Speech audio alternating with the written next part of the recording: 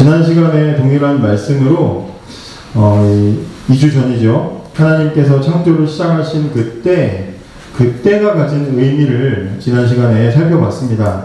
하나님은 영원한 곳에 계시면서 이 땅을 창조하실 때 시간을 창조하시고 시간 속에 이 모든 것을 창조하셨다라고 태초에라는 이 말씀을 통해서 우리가 살펴봤습니다.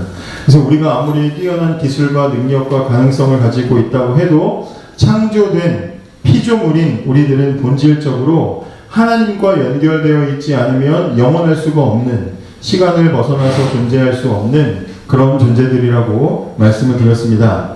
그래서 우리는 영원하신 하나님께서 우리를 창조하셨다라는 이 말씀 속에서 연약한 우리와 달리 변하지 않으시는, 불변하시는 하나님, 의존적일 수밖에 없는 우리들과는 달리 스스로 계시는, 자존하시는 하나님, 그리고 우리가 있는 곳이 어디든 우리와 함께 하시는, 모든 것을 초월하시는 하나님을 우리가 믿는다라고, 우리가 믿는 하나님에 대해서 태초에라는 말씀을 가지고 우리가 살펴봤습니다. 우리가 어떤 성경을 볼 때, 여러분들도 이제 큐티를 하시거나 또 성경을 이렇게 여러분들이 읽어 나갈 때, 성경을 보실 때 여러분들이 성경을 조금 더 본문을 잘 이해하기 위해서는 가장 먼저 그 말씀의 첫 번째 독자가 누구인지, 그 책이 쓰여졌을 때 그 책을 쓴 저자가, 마태면 마태가, 요한이면 요한이, 바울이면 바울이 1차 독자로 누구를 생각하고 썼는지를 생각하면서 우리가 읽어볼 필요가 있습니다. 우리가 어떤 문학작품이나 이런 걸 볼 때도 그 당시의 작가가 어떤 시대에 어떤 상황 속에서 누구 뭐라고 이것을 썼는지를 우리가 파악하면서 보잖아요. 그런 것처럼 성경을 볼 때도 우리가 볼 필요가 있습니다. 창세기는 모세 오경 중에 첫 번째 책이고 모세가 기록한 책입니다.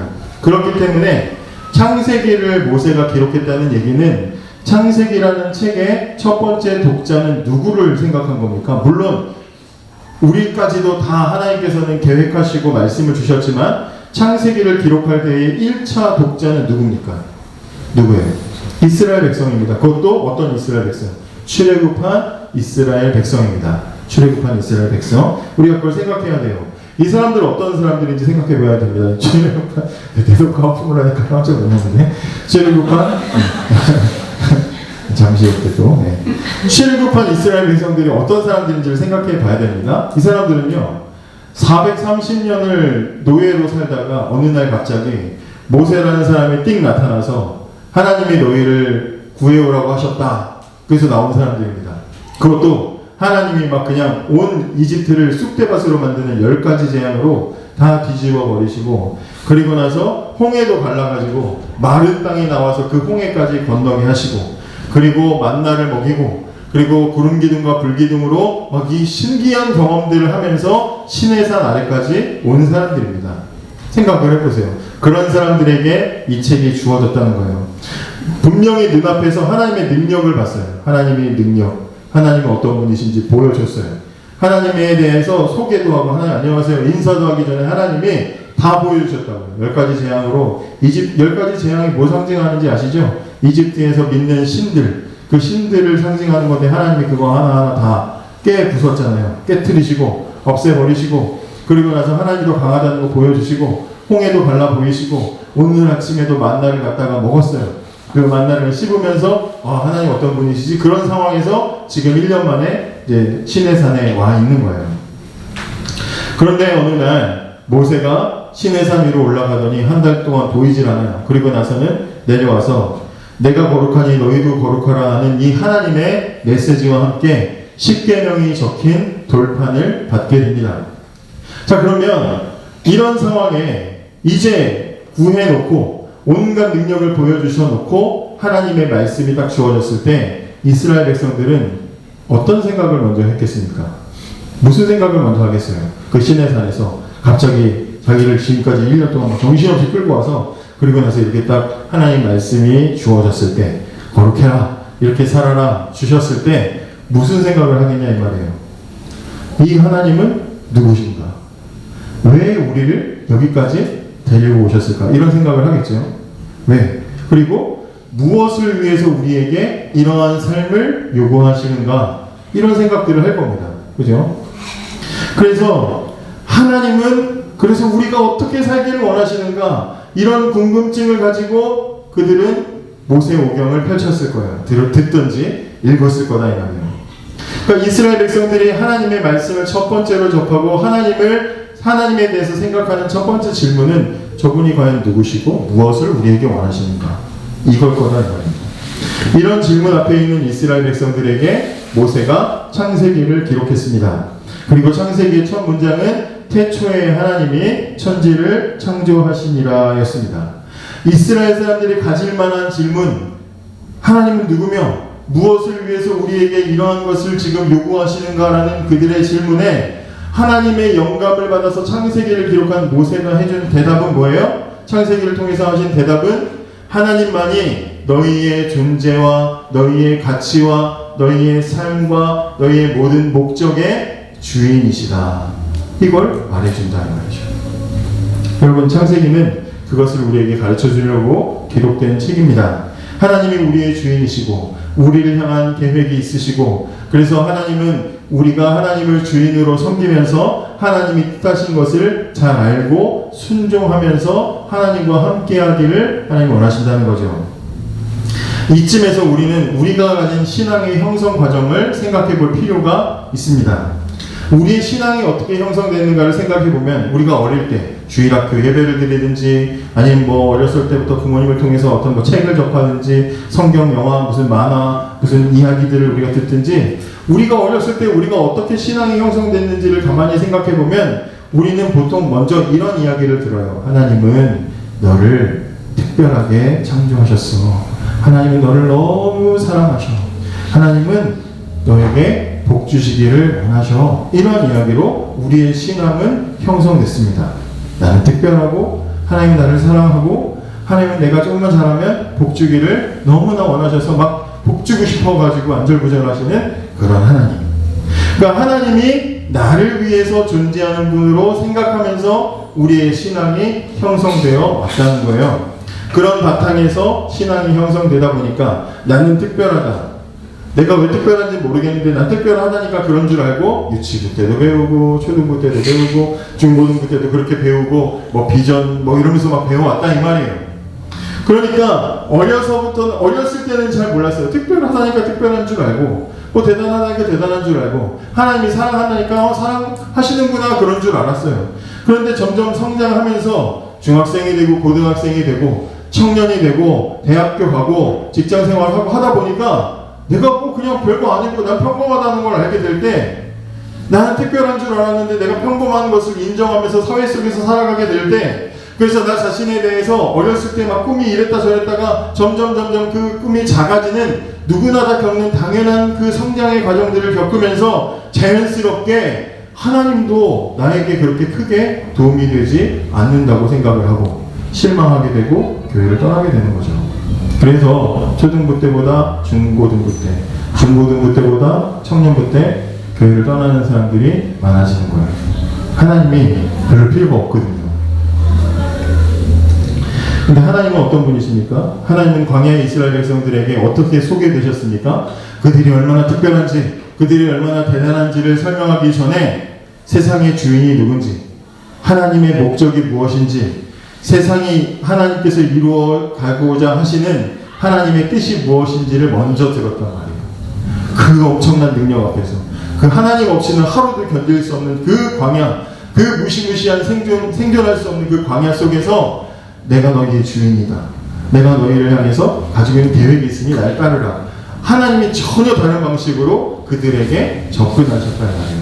그런 관점으로 주어진 책이 바로 이 창세기라는 책입니다. 여러분, 세상 사람들은 소원을 빌거나 아니면 어떤 문제를 극복하기 위해서 종교를 선택합니다. 그런데 기독교도 그런 관점에서 보면 어느새 하나님을 너무 좁게 바라보고 있다는 생각들을 하게 돼요. 마치 하나님을 다른 사람들이 가지고 있는 종교처럼 우리의 어떤 결핍을 채워줄 수 있는 신으로 생각하고 있고, 또 내 문제, 내 상처, 내 어떤 것들을 들어주지 않으면 더 이상 나는 그 하나님께 내 시간을 투자하고 싶지 않은 그런 흔하디 흔한 신 중의 하나로 생각되면서 우리에게 보여질 수도 있다, 이런 생각을 하게 됩니다. 그러나 기독교는 우리 신앙의 목적은 우리의 위로나 소원의 성취가 일자 목적이 아니라는 거예요. 기독교의 목적은 뭐예요? 사람이 하나님에 의해서 창조된 존재인지 자신의 위치를 깨닫고 하나님을 섬기는 제 자리로 돌아가는 게 기독교의 목적입니다. 사람은 사람의 자리로, 하나님은 하나님의 자리로 가게 되는 게 기독교 신앙의 목적이고 우리의 예배의 목적인 것입니다. 그래서 우리는 이런 관점으로 창세기를 봐야 돼요. 하나님이 우리에게 어떤 분이신지, 어떤 주인이신지, 어떤 목적으로 하나님은 당신의 백성들을 이끌어 가시는지를 이 책을 통해서 볼 필요가 있다는 겁니다. 자, 오늘 같은 본문에서 두 번째 말씀을 보려고 하는데요. 하나님이 세상을 이처럼 하나님께서 태초에 하나님이 천지를 창조하시니라, 이 말씀 속에서 원래 한글 성경과는 다르게 원래 원어 성경에는 태초에가 먼저 나왔다고 그랬고, 지난 시간에 그 다음에 나온 단어가 뭐냐면 창조하시니라 라는 단어가 나와 있습니다. 이 단어 바라라고 하는 이 히브리어에 대해서 한번 생각을 해보려고 합니다. 하나님께서는 세상을 창조하셨습니다. 창조라는 게 뭐예요? 창조의 핵심은 없는 데서 만들어내는 게 창조죠. 근데 요즘에는 창조라는 단어를 굉장히 흔하게 사용을 합니다. 뭔가 특히 유튜브 보면은 유튜브를 하는 사람을 유튜버라고 부르는데, 우리나라에서는 크리에이터 이러면서 약간 창조 이렇게 막 사용을 하잖아요. 부르기는 크리에이터인데 만드는 거 보면 죄다 남의 거 컨텐츠 비슷하게 베끼는 그런 박 목사 채널도 그렇게 하고 있는데, 잘 되니까 한번 따라 해보려고. 또 이번에 또 하나 웃기는 거 만들었더니 아들이 이번에 아주 MZ 세대의 겨냥을 잘 만들었다고 칭찬해주고. 근데 창조라는 개념이 그런 게 아니죠. 창조는 없는 데서 만드는 겁니다.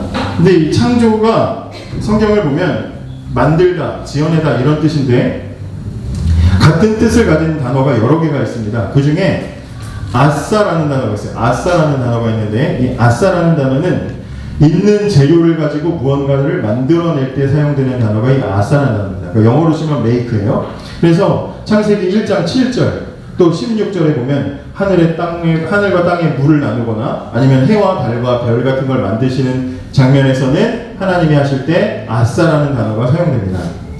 또 야차르라는 단어가 있는데요. 야차르라는 단어도 역시 만들다 이런 뜻인데, 이거는 토기장이가 흙으로 무엇을 빚어내는, 하나님이 사람을 흙으로 빚어내는. 그래서 여기에서 강조하고 싶은 것은 뭐냐면 하나님이 가지고 계시는 그런 솜씨, 만들어내시는 하나님의 솜씨를 강조할 때, 어떤 모양을 변형시켜서 만들어내시는 하나님의 솜씨를 강조할 때 사용되는 단어가 야차르라고 되어 있습니다. 그래서 2장 7절과 19절에 보면 사람을 흙으로 만드시고, 또 19절에는 동물들과 하늘에 나르는 새들을 흙으로 만드셨다고 할 때 역시 야차르라는 단어를 씁니다.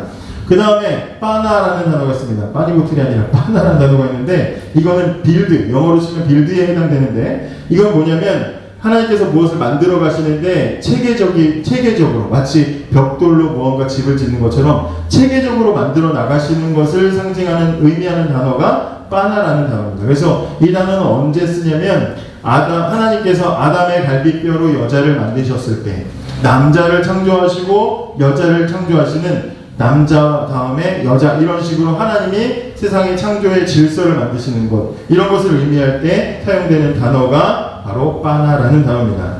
자, 그런데 지금 제가 말씀드렸던 아싸나 야차르나 빠나라는 이 단어들은 다 기존에 있는 무언가를 가지고 하나님이 만드셨다는 의미의 단어인데요. 그런데 오늘 창세기 1장 1절에는 그 단어가 아니라 바라라는 단어가 사용됐습니다. 바라. 이 바라라는 단어는 어떤 거냐면 없는 데서 무언가를 만들어낸다는 뜻을 가진 단어입니다. 창세기 1장 1절 다시 보시면 태초에 하나님이 천지를 창조하시니라, 이 문장에 없는 게 있어요. 뭐가 없습니까? 뭐가 없어요? 네? 무엇을 가지고 만들었냐가 없잖아요. 재료가 없습니다. 무엇을 가지고 만들었냐가 빠져 있어요. 이게 바로 바라라는 말의 의미입니다. 없는 것에서 만들어냈다. 그래서 만들다, 지어내다 이 뜻 말고도 자르다, 낳다, 살이 오르다 이런 뜻을 가지고 있는 게 바라인데, 성경에 44번 사용됐는데 그 중에 창조와 관련돼서는 오직 하나님에게만 사용된 단어가 이 바라라는 단어입니다. 그래서 이 바라가 의미하는 하나님의 창조는 과거와 현재를 칼로 딱 잘라내듯이 지난날에는 없었던 무언가 새로운 것이 만들어지는 것, 이것을 의미하는 단어가 바로 전혀 새로운 하나님의 절대적인 창조 행위를 의미하는 단어가 이 바라라는 겁니다. 여러분, 하나님은 아무것도 없는 상태에서 하나님의 세상을 만드셨다. 이게 성경이 우리에게 말해주는 거죠. 하나님은 무에서 유를 만드신다. 그래서 그 하나님을 우리가 뭐라 그래요? 전능하신 하나님. 그렇죠. 전능하신 하나님. 여러분 생각해봐요. 있는 것 중에서 잘 만들어도 능력이 있다고 하는데 없는 데서도 완벽하게 만들어내시면 그거야말로 못하는 게 없으신 거니까 전능하신 하나님이죠. 전능하신 하나님. 그러니까 우리가 믿는 하나님은 전능하신 하나님을 우리는 믿는 거죠. 제가 믿는 하나님은 전능하신 하나님. 여러분이 믿는 하나님도 전능하신 하나님. 자, 그러면 전능하신 하나님을 믿는다는 게 뭐냐? 저와 여러분, 전능하신 하나님을 믿는다는 게 뭐냐? 두 가지로 설명을 드리겠습니다. 첫째로, 전능하신 하나님, 바라의 하나님을 믿는다는 것은 불가능한 삶을 완성해내시는 하나님을 믿는다는 거예요. 불가능한 삶을 완성해내시는 하나님. 여러분, 하나님은 어떤 가능성이나 기대조차 할 수 없는 아무것도 없는 상태에서 아무것도 없는 데에서 모든 것을 있게 하실 뿐만 아니라 아주 완전하게 존재하도록 만드시는 그런 능력이 있으십니다. 우리는 어때요? 우리가 무엇을 할 때 뭐부터 합니까? 어제도 정영수 목사님하고 제가 카페에 나가서 사무실에 계속 있으니까 좀 피곤하기도 하고 그래서 잠깐 나갑시다. 그래서 목사님이 카페풀에 포인트가 있다고 해가지고 좀 씁시다 그래가지고 데리고 나가서 가서 앉아가지고 한참 오늘 교육위원회 때 뭐 해야 될 거 얘기했어요. 자, 우리는 뭘 하려면 얘기를 해야 돼요. 오늘도 그래서 교육위원회에서 봄에 이제 무슨 사역을 하고 주일학교 사역은 뭘 해야 되고 선생님들에게 우리가 뭘 준비해 줍시다 이런 얘기들 하고 기도하고 왔단 말이죠. 우리는 뭘 해야 될 때 가능성을 따져야 되고 분석해야 되고 가치를 따지고 교회 일뿐만 아니라 여러분들도 다 여러분들의 일들도 마찬가지잖아요. 뭘 하실 때 우리가 어디에 무슨 가게를 낼 때 거기에 대해서 우리가 미리 분석하고 또 그 주변들을 따지고 상황을 살피고 어떤 결정들을 하죠. 우리가 무슨 행동을 하기 전에 우리는 다 상황을 살피고 최대한 가능성이 있는 쪽에다가 우리는 승부를 겁니다. 아니면 우리를 받쳐줄 뒷배라고 하죠. 우리를 받쳐줄 무언가가 든든하게 있을 때 저기 가면 그래도 이렇게 있으니까 충분히 그게 되겠다 할 때 승산이 있을 때는 움직이고 우리는 그 계산 속에서 무언가를 합니다. 그렇게 해도 안 될 수도 있어요. 그죠? 그렇게 해서 잘 될 수도 있지만 안 될 수도 있어요. 그런데 우리 하나님은 어떤 분이십니까? 우리가 믿는 그 전능하신 하나님, 바라의 하나님은 그런 가능성이 없어도 아무것도 없어도 완성을 이룰 수 있는 그런 능력을 가지고 계시다는 거예요. 이스라엘이라는 나라가 그랬죠. 여러분, 이스라엘 하니까 지금이야 이스라엘 나라로 우리가 취급을 하지만 이스라엘은 시작이 어땠습니까? 이스라엘은 야곱의 그냥 가족이에요. 야곱의 가족. 야곱의 이름이 나중에 하나님이 야곱의 이름을 개명해 주셔서 너의 이름을 이제 야곱이라 하지 말고 이스라엘이라고 해라. 그래서 그 이스라엘 집안 사람이라 그래서 이스라엘이라고 부르는 거잖아요. 그 나라를. 이스라엘 사람들은요, 야곱 집안 자식들 중에 정말 그나마 요셉 하나 잘나가지고 그 요셉 아들 때문에 빌붙어서 산 집안이 이렇게 말하면 천국 가서 야곱이 서운하다고 말할 수는 있겠지만 그런 집이잖아요. 솔직히 말해서. 아니, 요셉이 미리 팔려가가지고 이집트에서 총리 대신이 됐고 나니까 그 가뭄을 대비할 수 있어가지고 가뭄을 대비해서 이집트가 이제 풍년이 왔을 때 곡식을 잘 모아놔가지고 가뭄을 대비했기 때문에 그 주변에 7년 흉년으로 다 굶어 죽을 때 야곱 집안도 굶어 죽을 뻔했는데 그나마 요셉이 미리 가 있는 바람에 야곱 집안이 살아난 거 아니에요. 그 덕에 이집트에 고센이라는 땅 지역 하나 얻어가지고 거기에 정착하고 살게 된 게 그게 이스라엘의 시작 아닙니까? 빌부터 산 사람들이라고요. 누가 그 사람들 보고 대단하고 큰 민족을 이루고 거기에 무슨 나라가 있고 지금도 막 이스라엘 가면 이스라엘 나라에 사람들이 지금 나라는 작지만 세계를 움직이는 힘들을 가지고 있고 이런 얘기 하는 게 왜 그렇겠어요? 처음에는 보잘것없는 나라였단 말이에요. 그 당시에는 아무 나라도 아니었고 가족이었어요. 그런데 여러분 성경 이사야 43장 한번 찾아보시겠습니까? 이사야 43장 1절. 여러분이 아주 잘 아는 성경 구절이 있습니다.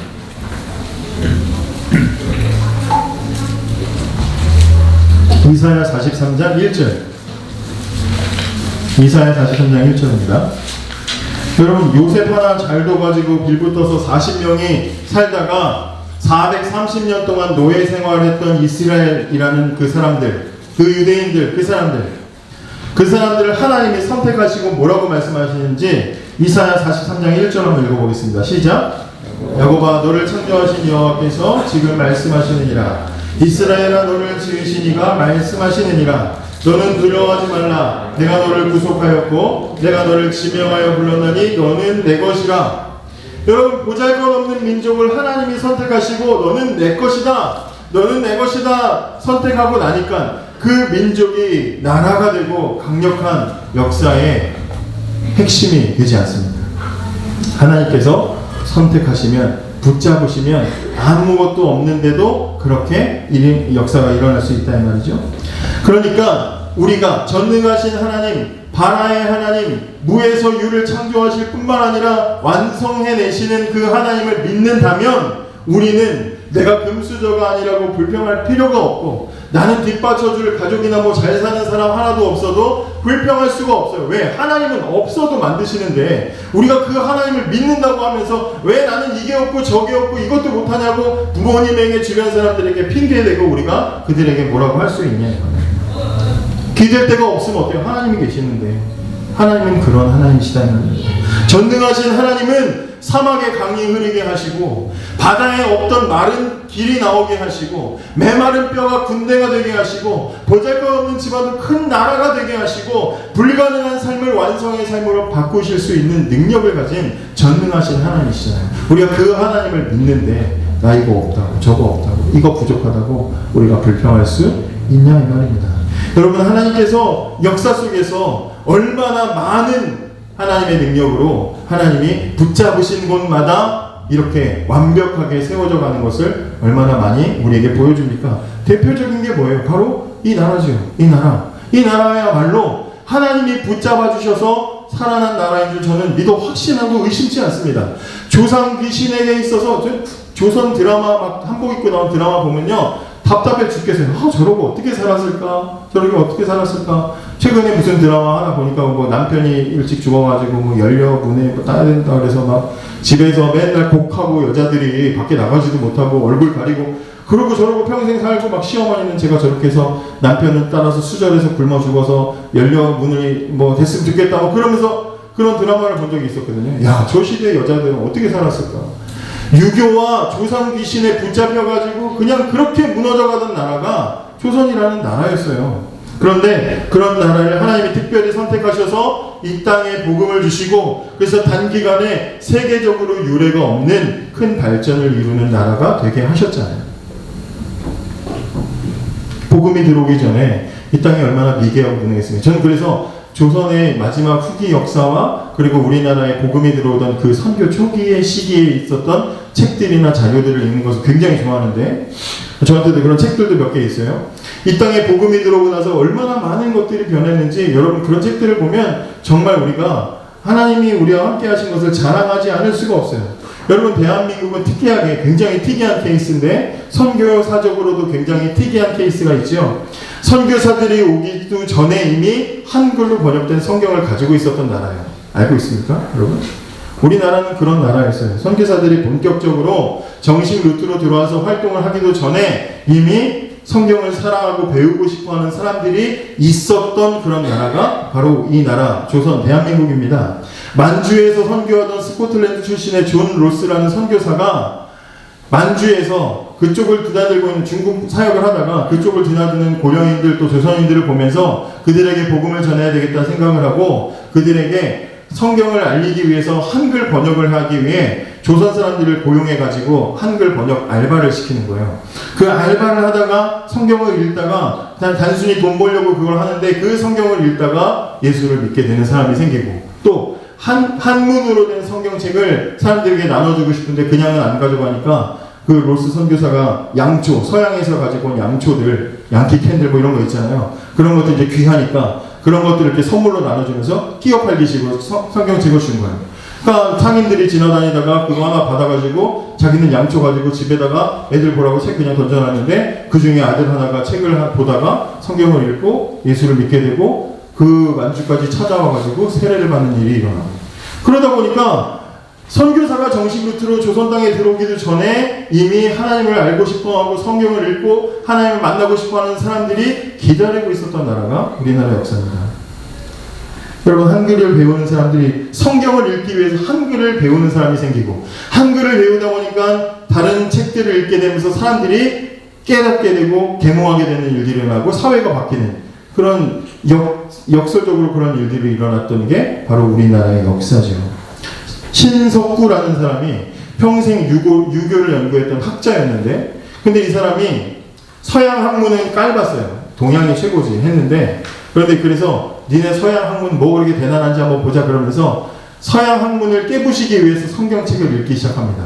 그리고 이 사람이 성경책을 열심히 읽다가 어느 날 깨달았는데, 뭘 깨달았냐면 유교는 지난 500년간 조선을 지배하면서도 사람들의 삶을 바꾸지 못했는데, 어떻게 된 게 기독교는 들어온 지 얼마도 되지도 않았는데 기독교만 들어가면 그 집안이 바뀌고 사람이 바뀌고 사람의 삶이 바뀌는 거 보고, 그런 거 보고 이제 뭐라고 그러냐면, 그 사람이 쓴 글을 보면 기독교는 듣고 배우는 사람마다 악습을 버리고 잘못을 회개하고 술주정뱅이가 성실한 일꾼이 되고 첩질하던 것을 다 멈추는 변화를 일으키는 것을 보니 학문 중에 학문이로다, 이렇게 말했다는 거예요.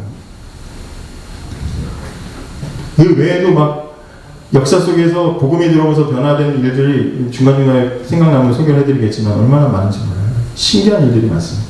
여러분, 아무것도 없는 이 땅에 조상신에 지금도 여전히 무슨 뭐 명절 되면은 뭐 지금도 뭐 조상 뭐 제사하고 섬기고, 이 땅에, 아니 옛날에는 그런 일이 얼마나 많았겠어요. 이 답답한 이 땅, 소망 없는 이 땅에 복음이 들어와서 이 땅이 지금 이렇게 변화됐잖아요. 하나님이 하시는 일이다. 두 번째로, 바라의 하나님, 전능하신 하나님을 믿는다는 것은 불가능한 죄인의 구원을 완성하시는 하나님을 믿는다는 것입니다. 불가능한 죄인의 구원. 죄인의 상태가 뭐예요? 죄인의 상태는 영혼이 죽은 존재입니다. 영혼이 죽은 존재. 영혼이 죽어서 하나님을 감각할 수도 없고 하나님의 형상이 찌그러지고 파괴되어서 하나님과 단절된 것이 죄인의 상태입니다. 자, 아담 이후에 모든 사람은 다 죄인으로 태어나죠. 신약과 구약이 동일하게 이것을 진단을 하고 있습니다. 죄송하지만 성경을 한 번 더 찾아주세요. 이쪽에 계신 분들은 시편 14편을 찾아주시고요. 이쪽에 계신 분들은 로마서 3장 10절을 찾아주시고, 여기 계신 분들은 로마서 3장 23절을 찾아주세요. 시편 14편 1절, 로마서 3장 10절, 로마서 3장 23절. 1등한 팀은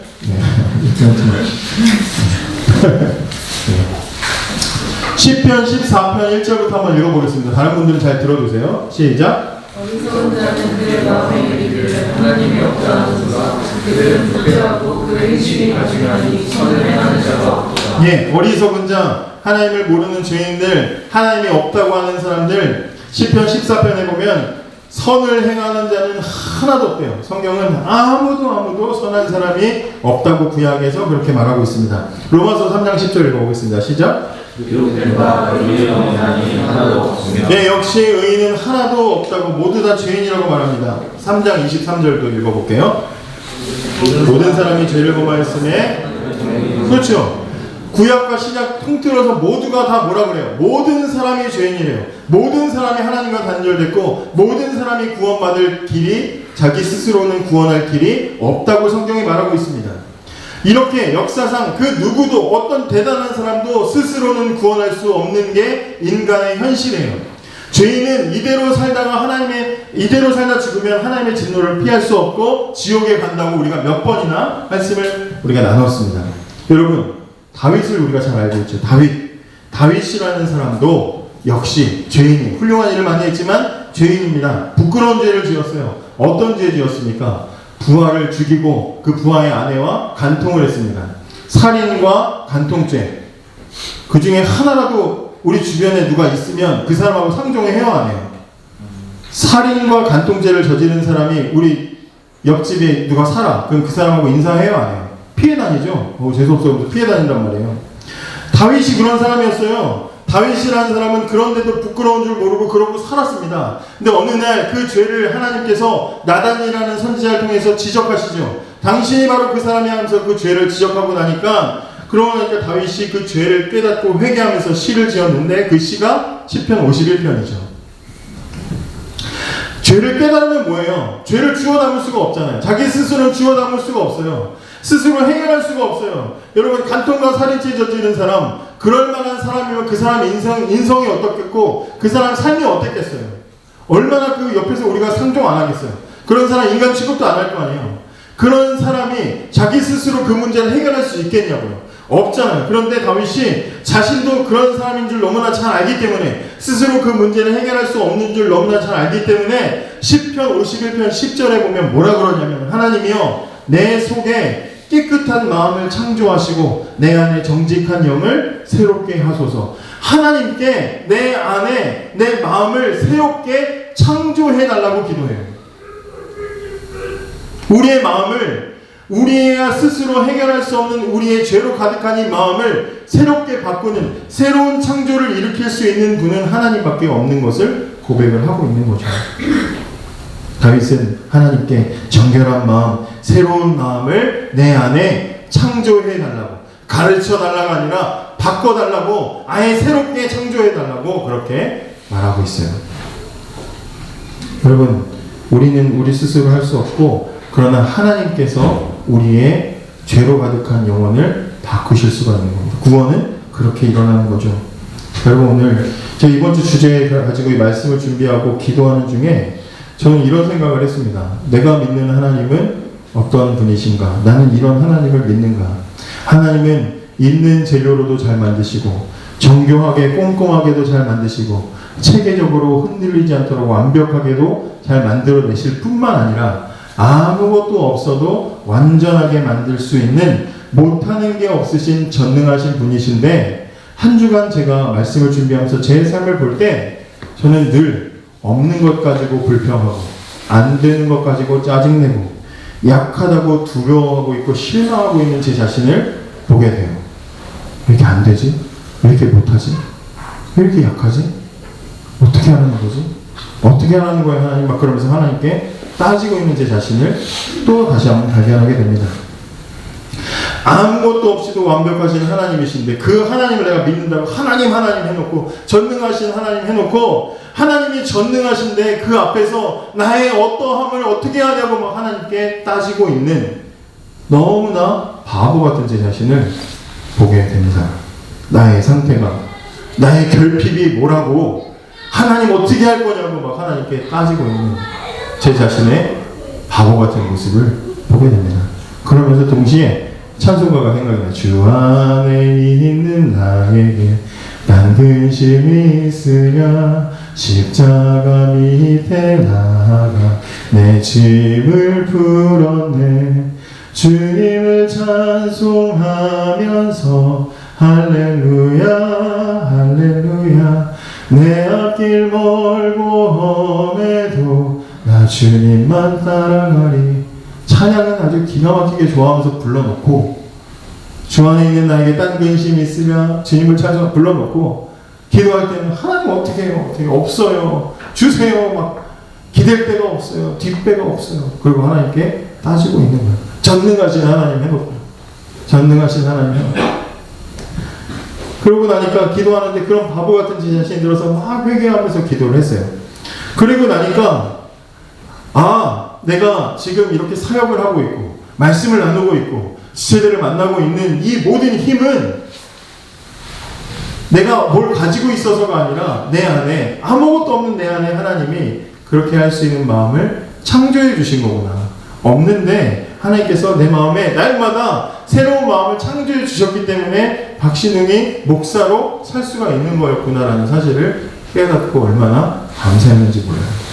지금까지 제가 제 힘과 능력으로 살아온 게 아니라 불가능한 제 삶을 완성으로 인도해 내시는 하나님이 계셨고, 불가능한 제 인생을 구원의 길로 인도하시는 하나님이 이미 계셨기 때문에 제가 신자로, 예배자로, 사역자로 살아갈 수 있었다는 것을 깨닫게 됩니다. 여러분은 어떻습니까? 여러분들은 어떤 하나님을 믿고 있습니까? 여러분 인생 속에 날마다 함께 하시는 여러분이 부르짖는 그 하나님은 어떤 하나님이십니까? 정결한 마음을 창조하시고 영혼을 깨끗하게 하셔서 불가능한 인생을 완성으로 이끌어 가시는 전능하신 하나님, 우리의 어떠한 것이 필요 없는 그런 하나님을 정말 믿고 계십니까? 아니면 여전히 그런 하나님을 생각하지 못하고 내가 가지고 있는 결핍과 내 상처와 내 문제들에 매몰되어서 이거 어떻게 할 거냐고, 왜 하나님 날 이렇게까지 이끌어 왔냐고 하나님께 따지고 있는 어리석은 저 같은 모습을 가지고 있지 않습니까? 전능하신 하나님이 우리 하나님이십니다. 그 하나님을 바라보십시오.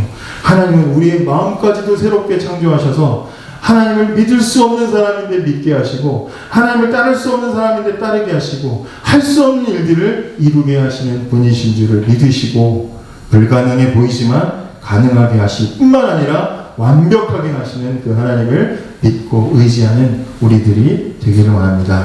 우리 시간 함께 같이 찬양하겠습니다. 정결한 마음 주시옵소서. 찬양하겠습니다.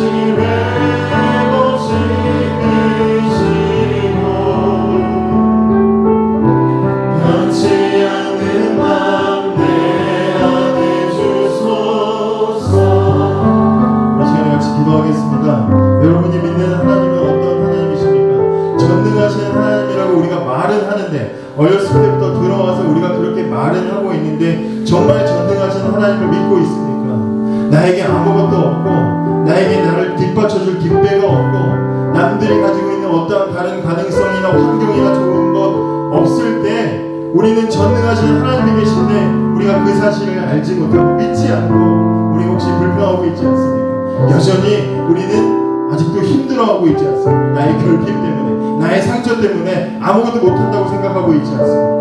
아니요, 하나님은 우리의 마음을 바꾸시고 우리 안을 새롭게 창조해내시는 능력을 가지고 계십니다. 우리 시간에 하나님, 내가 할 수 없지만 하나님 하실 수 있을 줄 믿습니다. 하나님, 내 마음을 새롭게 창조하여 주십시오. 새로운 마음 가지고 살아가도록 인도해 주십시오. 우리 스스로 해낼 수 없지만 하나님 우리에게 새로운 마음 달라고 이렇게 기도하시고, 우리 여러분들 중에 특별히 여러분들의 전도 대상자 복음을 전해야 되는데 하나님